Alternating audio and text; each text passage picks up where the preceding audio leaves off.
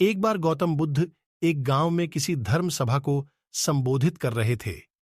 उसी गांव में एक बहुत गरीब आदमी भी रहता था और वह सभा में आने जाने वाले लोगों के चेहरे देखता था और सोचता था कि जब ये लोग जाते हैं तो इतने दुखी रहते हैं, लेकिन जब ये वापस आते हैं तो इनके चेहरे पर मुस्कुराहट होती है।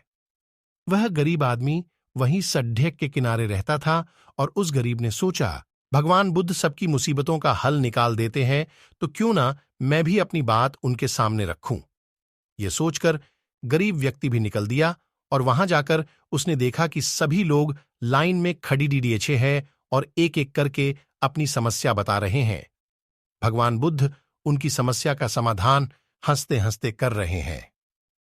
अब उस गरीब व्यक्ति की बारी आई और उसने महात्मा बुद्ध से कहा, भगवान, इस गांव में लगभग सभी खुश है, सबके पास पर्याप्त धन है, सुख है, फिर मैं ही क्यों गरीब हूं?